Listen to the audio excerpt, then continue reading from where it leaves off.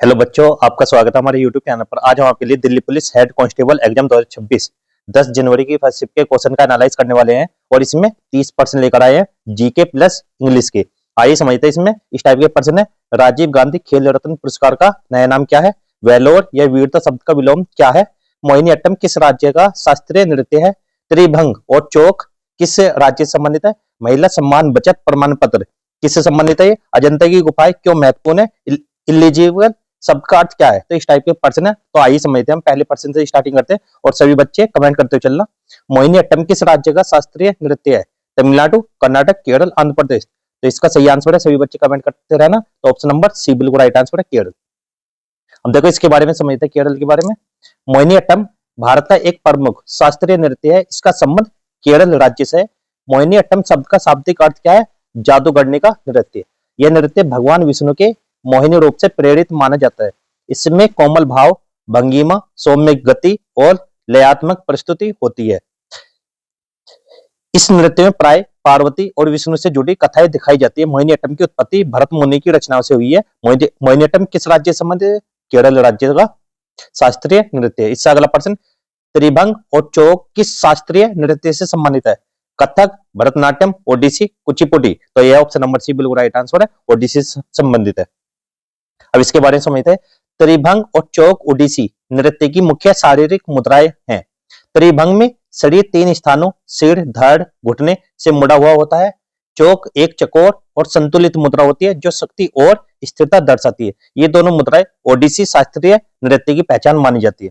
तो कहां से संबंधित है ये? यह ओडिसी नृत्य से, और ये कौन से राज्य से? ओडिशा राज्य से संबंधित है। ठीक है, ध्यान रखना सभी बच्चे और कमेंट भी करते हुए चलना। इससे अगला प्रश्न जो पूछा गया, विजयनगर साम्राज्य की अर्थव्यवस्था के प्रमुख योगदान के संबंध में निम्न कथनों पर विचार कीजिए। पहला है, विजयनगर साम्राज्य की अर्थव्यवस्था मुख्य रूप से कृषि पर आधारित थी और सिंचाई के लिए टैंक व नहरों का विकास किया गया था। सेकंड, विजयनगर साम्राज्य ने विदेशी व्यापार को बढ़ावा दिया और मसालों, वस्त्रों व हीरो का व्यापार किया। तो इसमें सही आंसर बताना है। तो इसका सही आंसर है ऑप्शन नंबर सी बिल्कुल राइट आंसर है। दोनों ही कथन बिल्कुल राइट है। अब इसके बारे में समझते हैं। विजयनगर साम्राज्य ने कृषि उत्पादन बढ़ाने के लिए सिंचाई व्यवस्था, टैंक, बांध, नहरें विकसित की। साथ ही यह साम्राज्य अंतरराष्ट्रीय व्यापार का एक प्रमुख केंद्र था। अरब, फारस और यूरोपीय देशों के साथ व्यापार होता था। मसाले, सूती वस्त्र, घोड़े और कीमती पत्थरों का व्यापार अर्थव्यवस्था की रीढ़ थी। विजयनगर साम्राज्य की अर्थव्यवस्था में क्या था? कृषि और व्यापार दोनों महत्वपूर्ण योगदान था। इससे अगला प्रश्न जो आपके एग्जाम में पूछा गया, महिला सम्मान बचत प्रमाण पत्र या महिला सम्मान सेविंग सर्टिफिकेट या एमएसएस से संबंधित निम्नलिखित में से कौन सा कथन सही है? तो सभी बच्चे कमेंट करके आंसर देना। इसका सही आंसर है ऑप्शन नंबर सी बिल्कुल राइट आंसर है। इसमें अधिकतम 2 लाख तक निवेश किया जा सकता है। ठीक, क्या है इसके बारे में समझते हैं। महिला सम्मान बचत प्रमाण पत्र एक विशेष बचत योजना है जो केवल महिलाओं और बालिकाओं के लिए शुरू की गई। इस योजना की अवधि 2 वर्ष होती है और इसमें अधिकतम 2 लाख तक निवेश किया जा सकता है। इस पर 7.5% वार्षिक ब्याज दिया जाता है। इसलिए इसका विकल्प कौन सा है? सी बिल्कुल राइट आंसर है। इससे अगला प्रश्न जो आपके एग्जाम में पूछा गया, न्यूनतम सरकार अधिकतम शासन का विचार मुख्य रूप से किस आर्थिक सुधार से जुड़ा है? 1985 के आर्थिक सुधार, 1991 के आर्थिक सुधार, 2000 के आईटी सुधार, 2008 के वित्तीय सुधार। तो यह ऑप्शन नंबर डी बिल्कुल राइट आंसर है, 1991 के आर्थिक सुधार से संबंधित है। वर्ष 1991 में भारत में बड़े आर्थिक सुधार लागू किए गए जिन्हें उदारीकरण, निजीकरण और वैश्वीकरण एलपीजी कहा जाता है। इन सुधारों का उद्देश्य सरकार के नियंत्रण को कम करना और प्रशासन को अधिक प्रभावी बनाना था।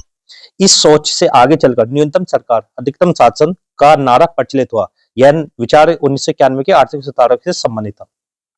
तो सभी बच्चे कमेंट करते हुए चलना। इससे अगला प्रश्न जो आपके एग्जाम में पूछा गया है,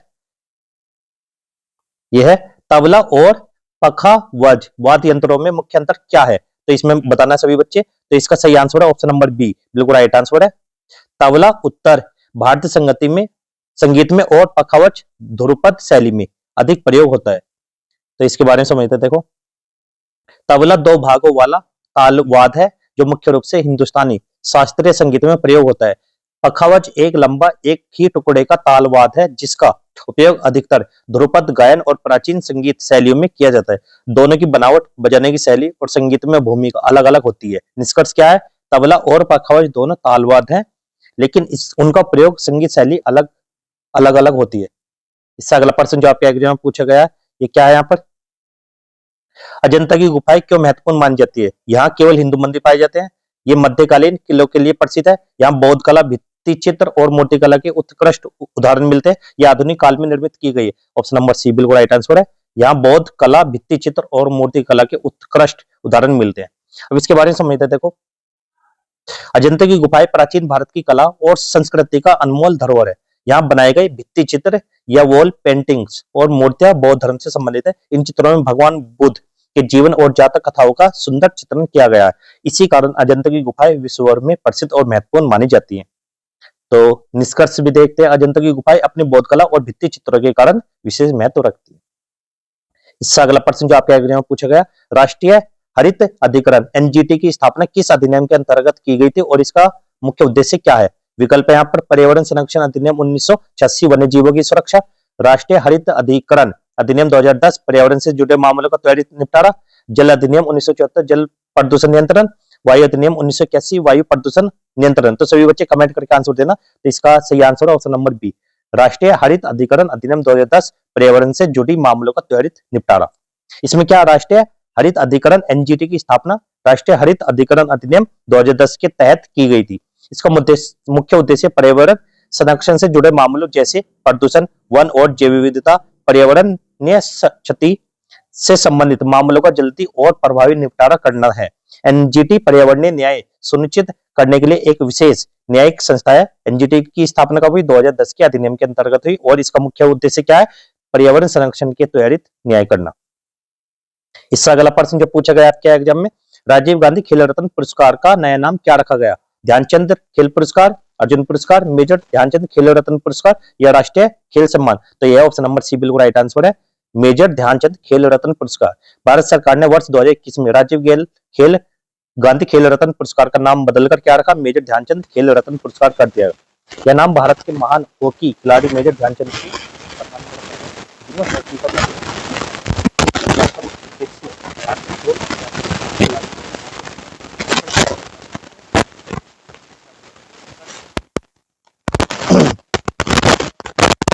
राजीव गांधी खेल रत्न पुरस्कार को अब मेजर ध्यानचंद खेल रत्न पुरस्कार कहा जाता है। इंद्रधनुष का मुख्य कारण क्या है और इसमें कौन सा सिद्धांत कार्य करता है? तो इसका सही आंसर है ऑप्शन नंबर सी, प्रकाश का अपवर्तन, आंतरिक परावर्तन व विक्षेपण, न्यूटन का प्रकाश सिद्धांत इस पर आधारित है। इसके बारे में समझते हैं। देखो, इंद्रधनुष तब बनता है जब सूर्य का प्रकाश वर्षा की बूंदों प्रकाश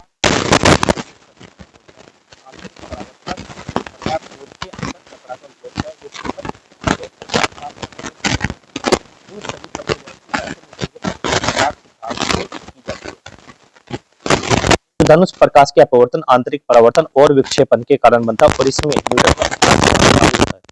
इससे अगला प्रश्न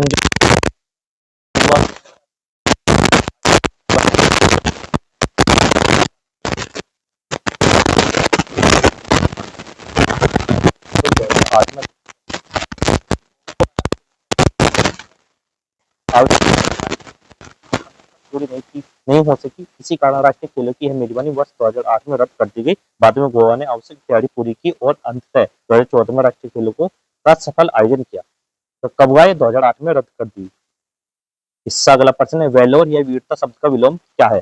यहाँ पर सही आंसर है ऑप्शन नंबर सी, कोवार्डियस। इसका मतलब क्या है? यहाँ पर वेलोर का अर्थ होता है वीरता या साहस। इसका विलोम वह शब्द होगा जो डर या कायरता को दर्शाता है। डर या कायरता को क्या बोलते हैं? कोवार्डियस का अर्थ कायरता होता है, इसलिए यही वेलोर शब्द का सही विलोम है। वेलोर का क्या है एंटोनियम? कोवार्डियस।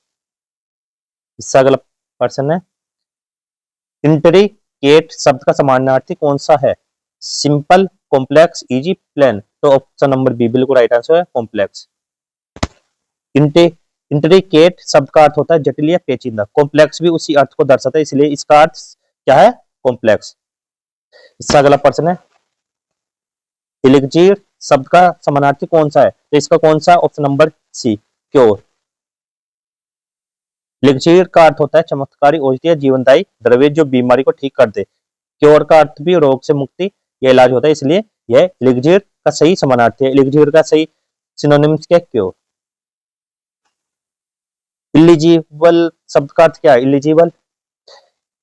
तो इसका सही आंसर है ऑप्शन नंबर सी बिल्कुल राइट आंसर है, can not be read. Eligible शब्द का अर्थ होता है ऐसा जो पढ़ा न जा सके। जब कोई लिखावट बहुत खराब या अस्पष्ट हो तो उसे इलिजिबल कहा जाता है। इलिजिबल का सही अर्थ है कैन नॉट बी रीड। इसका अगला प्रश्न है, इफ ए मेरेबल शब्द का अर्थ क्या है? इसका क्या है सभी बच्चे बताना। इसका ऑप्शन नंबर बी टेम्परेरी। ये वाले प्रश्न पूछे जा रहे हैं आपके एग्जाम में इस टाइप के। इफेमेरल का अर्थ होता है क्षणिक, अस्थायी या थोड़े समय के लिए रहने वाला, जो जल्दी खत्म हो जाता है या लंबे समय तक नहीं रहता, उसे इफेमेरल कहा जाता है। फोटोसिंथेसिस प्रक्रिया का मुख्य उद्देश्य क्या है? ऑप्शन नंबर बी बिल्कुल राइट आंसर, प्रकाश ऊर्जा का रासायनिक ऊर्जा में रूपांतरण करना। इसमें क्या होता है? फोटोसिंथेसिस वह प्रक्रिया जिसमें पौधे सूर्य की रोशनी, जल और CO2 का उपयोग करके ग्लूकोज और ऑक्सीजन बनाते हैं। इसका मुख्य उद्देश्य पौधों जीवों के लिए आवश्यक है। फोटोसिंथेसिस पौधों की ऊर्जा बनाने की प्रक्रिया। अगला प्रश्न है, भारत का सबसे बड़ा पर कौन सा है? तो यहाँ पर बताना ऑप्शन नंबर बी बिल्कुल राइट आंसर है, राजस्थान है सबसे बड़ा। राजस्थान भारत का सबसे बड़ा राज्य है जिसका क्षेत्रफल लगभग 3,42,239 वर्ग किलोमीटर है। यह उत्तर पश्चिम भारत में स्थित है और थार रेगिस्तान के लिए प्रसिद्ध है। क्षेत्रफल के आधार पर भारत का सबसे बड़ा राज्य कौन सा है? राजस्थान। तो आज की वीडियो को यहीं पे समाप्त करते हैं। वीडियो अच्छी लगी तो वीडियो को लाइक करना, चैनल को सब्सक्राइब करना। मिलता है अगली वीडियो में, तब तक के लिए गुड बाय, जय हिंद, जय भारत।